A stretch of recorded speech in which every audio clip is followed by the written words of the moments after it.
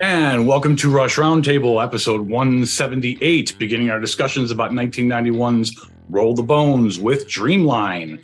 Lyrically, an album about endless possibilities, chance, and circumstance. And musically, a clean album showcasing a three-piece rock album standing out against a lot of other heavy hitters in 1991. So, wandering the face of the earth, we've got our panel. We've got Paul, Michael, Alana, Alex, and Paul 2.0. Steal someone's joke, but not that Paul. And let's get it going. We got the intro and the opening instrumentation with all three of them playing, and then lyrically, he's got a roadmap of Jupiter, a radar fix on the stars, all along the highway. She's got a liquid crystal compass, a picture book of the rivers under the Sahara. They travel in the time of the prophets, on a desert highway straight to the heart of the sun, like lovers and heroes and the restless part of everyone. We're only at home when we're on the run. On the run. Who'd like to open for us? So I will a little bit. So let's take the song in its context. Going from the end of Presto and the Presto tour in '89 and '90, going into this, the second album with the Atlantic deal with a new producer. New engineer, much more digital, much more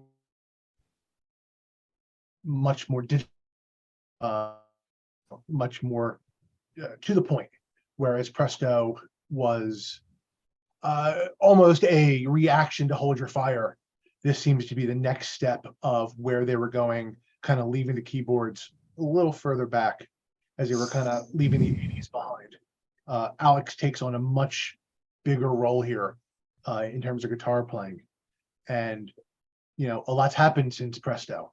And we'll talk about that in later episodes, about how the way of the world and what's happened since '89 directly impacts the lyrics on this album.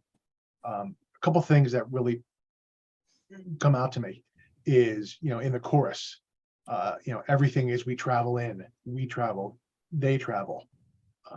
And this is something that Neil likes to do in very different songs, where he takes punctuation and takes plurals and kind of plays with them. The first chorus on a desert highway, the second one, a highway out of yesterday, the third one on a desert highway. So it's all variations on a theme, much like his drum parts. I'm sure Alex can talk a lot more about musically what he's doing than I can, but the staccato, the notes that Alex is playing is allows Geddy's vocals to really shine through, and allows everyone to get out of the way. So that's something that I really like about this song. But intro, the riff is on the high strings of the guitar, and it's the sort of thing where he's got a palm-muted high riff, which usually not that many people are really coming up with that kind of riff as an opening. You think of Working Man, you think of Limelight, it's that low E, it's that thick punch. In this case, the treble of it creates that a lightness, a sense of drive. The tempo is about 148, 150, solid even eighth notes, and he's just kind of moving it along. But even though it's solid eighth notes, there is that space, like Michael just said, as far as for Geddy's vocals and whatnot, because this intro is also used in verse sections later on. And the palm muting is a nice contrast for when they just kick it in as a straight ahead rock song. Just have it, E, D, C, E, D, C, E, D, the chords are wrong, but you get the idea. I had to think about that for a second. It's like, no, that's not the chords. Be that as it may.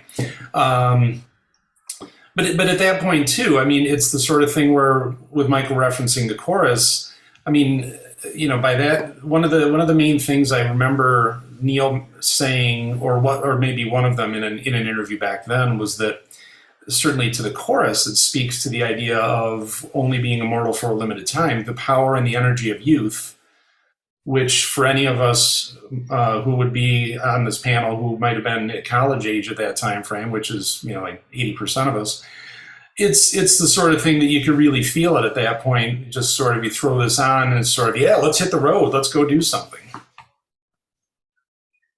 But I like it the Yeah, way and it starts. Sorry, to Alex's point where they're playing he's playing the higher strings.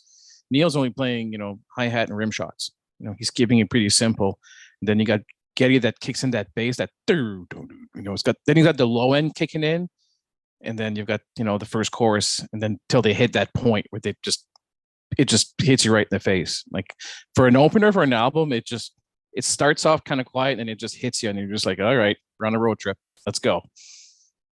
That's what I want to say. Sorry, go ahead, Alana. Oh no, you're totally fine. That's pretty much the same direction I was going, to be honest, is because while I wasn't in college in the timeline of the chronological order of the discography at that time, it was a song that I actually discovered in my self-discovery of Rush, personally, mainly because my dad would replay the intro on a sound system in his garage, and there was something about that I remember as a kid, then finding again in high school. And it's something, narratively speaking, that is so straightforward in terms of Neil's lyricism that honestly fits well so within a story, within relatability. So in that high school mind, it's something like Subdivisions or The Past, where it's really easy to kind of listen and go, okay, I get it, and then expand on it the more you listen to it, versus something that's a little more complex, getting into more Corrosive Steel or heavier work, where you kind of have to figure it out for yourself and apply everything else to it and kind of be that history buff, whereas this is just straightforward, good narrative lyricism. And one of the most, I don't want to say quote unquote normal, but one of the more normal lyrics that feel like, this is something I could introduce somebody to Relatable. That's outside of Rush. Yes, absolutely. And it's honestly, the lyrics are so straightforward and yet so mystical in the same way, where I would love if this were, unfortunately, it's not able to, but if it were like almost like a prequel or a 100 years from the Clockwork Angels novel series of just like, this is something that could fit into that world that KJA and Neil Peart built so beautifully. And it's just a beautiful story within a song that I think just honestly goes a little buried under other songs. And I don't know if it's because people think those lyrics are so simple in terms of Rush lyrics, or it's just because it's, quote unquote, the electric era. I thought of Owen too when I was looking over this. I'm like, man, that reminds me so much of like, I Can't Stop Thinking Big with Caravan. So agreed. All right, takes us into he's got a star map. I'm sorry. I do have one word for each verse. The first one I came up with was optimism. So something to keep in mind. He's got a star map of Hollywood, a list of cheap motels all along the freeway. She's got a sister out in Vegas, the promise of a decent job far away from her hometown. They travel on the road to redemption, a highway out of yesterday that tomorrow will bring. Like lovers and heroes, birds in the last days of spring. We're only at home when we're on the wing, on the wing. Again, romantic lyrics, romanticized. The whole song is a romanticized, right? And my word for this one actually was desperation, because it's a little bit more, it is a little more modern, a little bit less cosmic than the first one, but it's, promise of a decent job, a list of cheap motels. It's like they want to get out of where they're at into these endless possibilities that are out there. So that was my take. But everyone, It's almost like a little snippet of Subdivisions, right? To go up from the suburbs to go to the city, and then realize, oh crap, it's not what I thought it was. Go back. But that's as you're saying that, I'm going, oh yeah, I can see like this. It's kind of similar, I guess. good catch. The second half of these, or I should say, there's, given that we probably all have, or at least those of us on this side of the camera, have the lyrics laid out in front of us. It's the sort of thing where first stanza, under the Sahara, second stanza, on the run, next stanza, far away from her hometown, next stanza, on the wing. So he, as we would all expect, and I'm sure if Donna were on this, she would be like right on that, saying clearly he's mapping it out, with under the Sahara, far away from her hometown, left behind in the heartland, on the run, on the wing, on the fly, and then on the run again at the end. And it's the sort of thing where, we're all just going to obviously have to pay tribute to the fact that his imagery in that respect, just the way he ends each stanza. I feel like I'm too fanboy at this point, but then we're doing a video for Rush fans, so I guess it's acceptable. Worst case scenario is that Paul Rudd and Jason Segel show up to really be showing it off. I brought up in one of the Presto roundtables about I'm glad you said imagery because that jumped out at me. Red Tide, he was quoting Dylan Thomas, and Dylan Thomas was Neil was very interested in that writing style, that constant imagery that lends itself perfectly to it. It's exactly what he's doing in my observation, at least. So In the span of image, go ahead. Oh, go, please. I was just going to say, in terms of imagery too, not even just from lyrics, but live. I know that when Dreamline was in a Rush set list, the lasers in the sync with those, that plucking intro and everything, it is just a visceral and an entirely visual beast of a song. And that's so I'm picturing like Caravans, Desert Night, but I also see those bright green lasers cutting through my retinas. Those of you who saw different stages with the Nut and the Bolt, they were still using that for the opening, and it's Richard Strauss's Sunrise, 2001. Most people know it from. And then right as it comes together, Alex and Neil start in, and like Alana just said, when Geddy hits that part and those lasers shoot out. So that's actually, I don't want to jump ahead, but that's probably my favorite live version. But I know a lot of that verse is taken, I think he paraphrased it from Kevin Anderson, the Trinity Paradox. So I think a lot of that imagery is kind of paraphrased from Kevin Anderson. So I know some of the inspiration comes from that.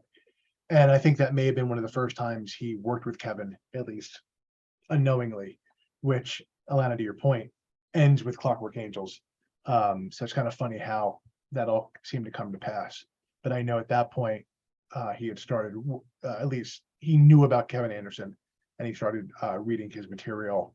And I think the whole Sister Act in Vegas, that's part of that book. And so hats off to Kevin as well for his influence, even back then. Which takes us into the first chorus. When we are young, wandering the face of the earth, wondering what our dreams might be worth, learning that we're only immortal for a limited time. That optimism, those endless possibilities and chance. Yeah, I'm trying to remember, someone also in college, some professor made the comments about the feeling of impunity that you feel as a teenager, as an early 20-something. And obviously, as I say, about that time frame, hearing those lyrics, we're only immortal for a limited time, and it's kind of like, ooh, just had a heavy hit, because it's sort of, and in looking back on years past, it's sort of, yeah, that lack of immortality, or I should say, the mortality becomes more present. But that also, it kind of makes me think of what I was saying on Available Light, with Michael referencing the tie to that I feel like Available Light saying that I want to live in the available light, as far as the idea of the light of our life. I'm not trying to make a weird reference, but the light that is human existence, maybe. Moving on. That is, our available time on this planet, to we're only immortal for a limited time. I just feel like that in and of itself was a lyrical and conceptual bridge, which I have to assume he intended. I mean, how could he not? So I have a quote from Neil that says, each of us experiences a time when we feel immortal, when time is not passing and we're never going to die, but it's a limited time offer. Time does pass, and soon enough, the realities of life come crowding in on us, whether we're ready for them or not, and we have to get serious. This is called facing the real world. And I thought that very much, when he talks about Dreamline, this is very much what he means. It is only a limited time, and then we do grow up, and voila, we're not in our 20s anymore. And at this point, they had been in the game, well, at least Geddy and Alex had been in the game for over 20 years. The new boy, 17, So, they weren't spring chickens, and it was, taking available light to the next level, which was eventually into what is the coolest thing I can do today. It's Yeah. How do I deal with the real world on the real world's terms? Well, in 91, I mean, they were 38, 39 years old. They were pushing 40 and they've been around for 20 years. So, I mean, like you said, things change over time. On the road, on the Yeah. run. I feel like too, the relationship with this song can change in terms of, I think our first instinct is to say age as well, but just mindset of, you know, kind of facing that kind of immortal feeling going away, and how am I feeling mentally this year, this month, and kind of checking in. My relationship with this song changes very much, based lyrically where my mind is at too, because there's some days where I'm like, man, we are only immortal for a limited time, absolutely treasure each moment, and it's like, well, my prime's already passed, so F it. Like, kind of like, you can get a sense of doom, you can get a sense of hope from it. It's kind of a take what you want, that kind of kinetic energy from it almost. Yeah. That's how I look at the verses. Exactly. That's why I came up with one word for each one, because of that. The changing filter, a changing lens, a better word probably, a changing lens that we look at each one through. I think it's pretty documented around this time. The band, like touring, they were having like conflicting information, like thoughts about touring, because it's really, they had toured for so long. Like they were doing these, like, early in the earlier days, doing 250 shows a year. And now they've got families and stuff. And it's like, I know Neil for a fact, like he wasn't a big fan of touring. Well, that's not a big secret, but even the other guys, like they would do a tour for an album, they would take like a 6-month break, just not do anything, and then just, that's what happened between Roll the Bones and Counterparts. They took a big break after the tour, and then but it's because of their priorities changing over time, right? They get in 40, they're like, we don't want to spend all our time on the road. We're missing out on families. We're missing out on. So, I mean, the song kind of describes, like you said, it's learning that you're only immortal for a limited time. You only have so much time on this big blob of dirt that we call Earth. So, Speaking of time is a gypsy caravan, steals away in the night to leave you stranded in dreamland. Distance is a long-range filter, memory a flickering light, left behind in the heartland. We travel in the dark of the new moon, a starry highway traced on the map of the sky. Like lovers and heroes, lonely as the eagles cry. We're only at home when we're on the fly. Some of Neil's study, looking at some of the astronomy at that point, you figure he had all those kind of references that had you looking up also. I mean, roadmap of Jupiter, radar fixed on the stars. So it certainly was, it wasn't head down, it wasn't shoegaze, it wasn't, it was basically, there was a lofty sense, and I don't mean lofty sense in the lyrics as in pretentious or anything like that, but lofty as in, well, much like, and not to jump an album or anything, but a couple of episodes ago we were talking about album closers, and something like Everyday Glory. It's a very positive, uplifting, assuring lyrics basically, and this is just another example of that, as far as looking up, looking out at the expanse that is the world. And what better way to, as far as the only immortal, well, you're still looking at this infinite presence in the sky, the constellations. And under that blanket of stars is, where can I go today? And even liquid crystal compass, anyone who's ever held a compass and used it to go exploring, you look down, what's the next thing you do? You look up and get your bearings. So, I mean, time really does that. So, yes, you look down, you look around, where are you in terms of your life? Do you have a family? Do you not? Are you always at home when you're on the run, or when you're on the road, as opposed to being at home? And then every now and then you stop and you look and you make sure what is most important is most important. For their 20s was being on the road 200 nights a year and playing and getting the word out. Now they're, to Paul's point, they're in their late 30s. They don't need to do that anymore. They can be a little more selective. They have teenagers now. They maybe want to be home a little more. You mentioned Neil's aversion to touring is maybe getting a little more. So they're being more particular about what they do. So it's allowing them to be closer at home, but when they are on the run and when they are on the fly, that they do also feel at home, and it's a different kind of home. And anyone who's gone touring can speak to that. To paraphrase Metallica, wherever I may roam, you do feel like you're at home. Same here.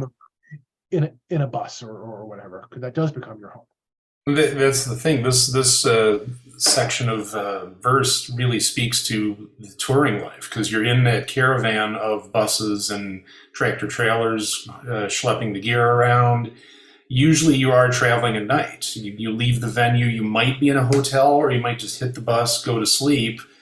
And then at that point, memory of flickering light left behind in the heartland, the idea that it also is sort of referencing back to like With Time Stands Still and some of these other songs where Neil speaks to that aspect of, we have this memory of this experience. Well, we're moving forward. Time's moving forward. Life's moving forward. Now we're going to travel under the dark of the new moon and to the next venue. And, is he tired to the point where he's on the bus and then hit the motorcycle the next day? And think of the lyric structure. First verse, optimism, start out the new day. Second verse, desperation, we're getting there. Then the show, or then your day, or then your life, or what have you. Now we're getting towards overnight. So it'll take us into the guitar solo.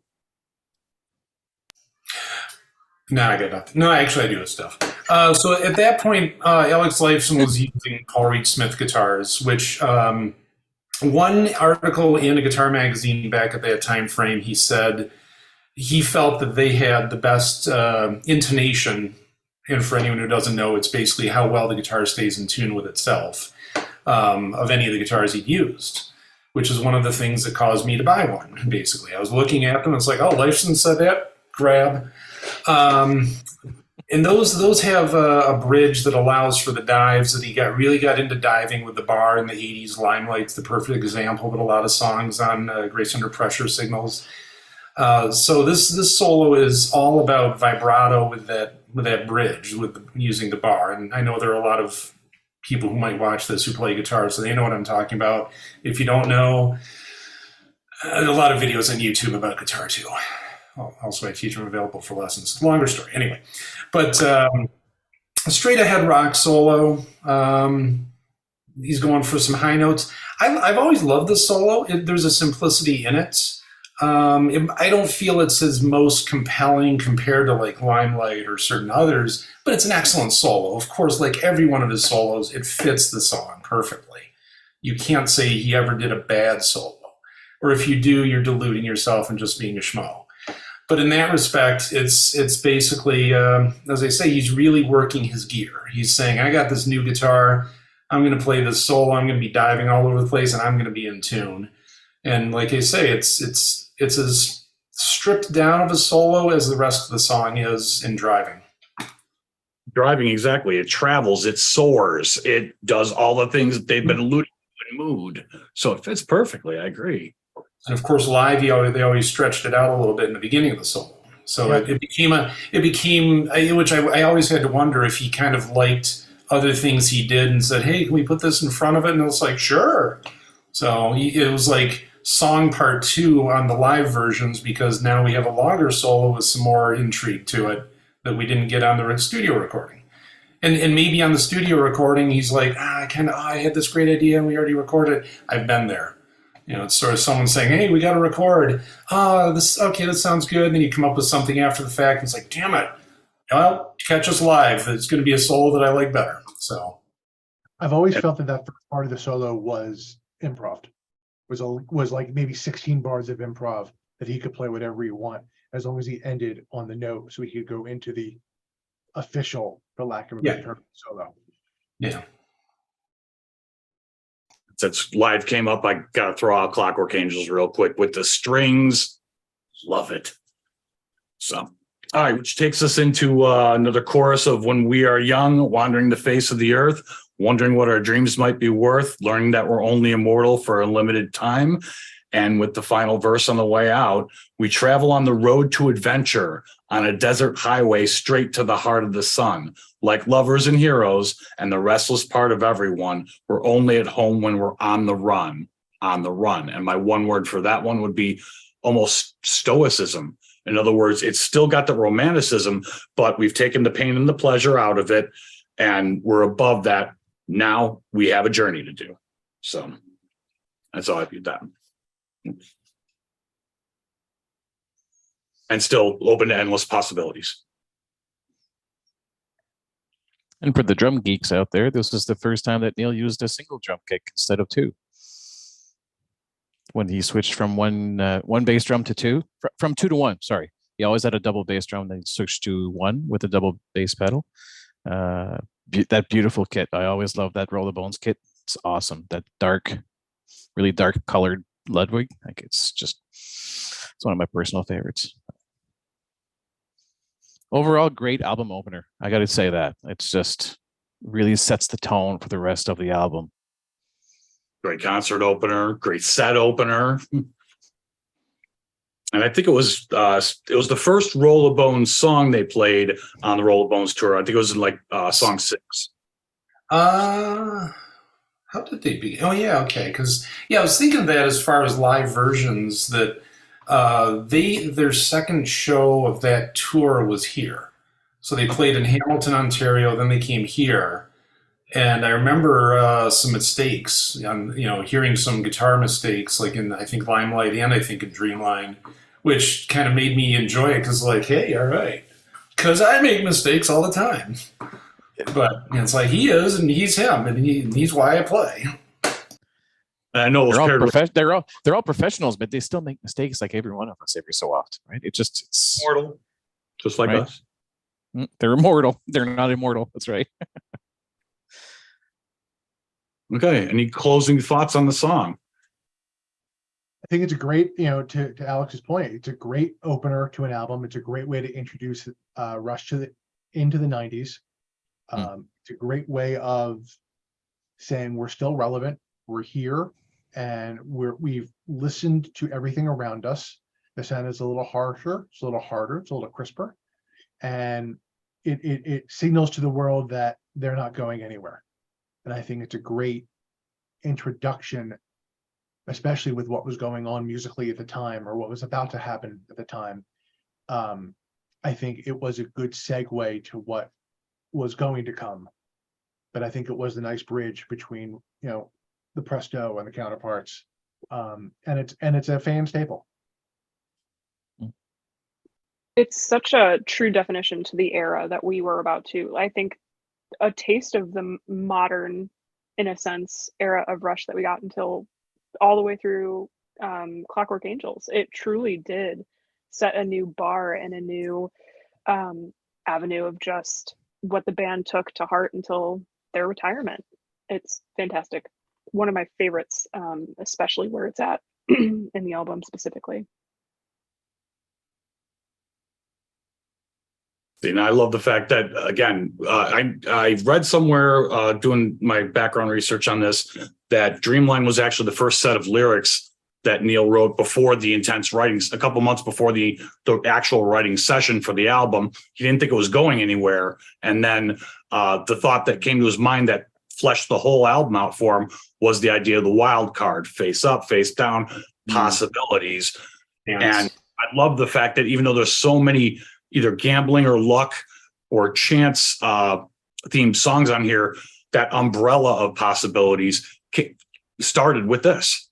So that's it was the start of the album, the start of the era, as Lana said, and it was the start of this whole piece. So, and to speak to that, the idea that it's the beginning, like the idea of only immortal for a limited time, kind of a beginning of an adult life of which you are kind of looking at a chance and you're looking at these possibilities that maybe you don't have any control over. They're going to be applied to you and you just respond accordingly, and that is your path.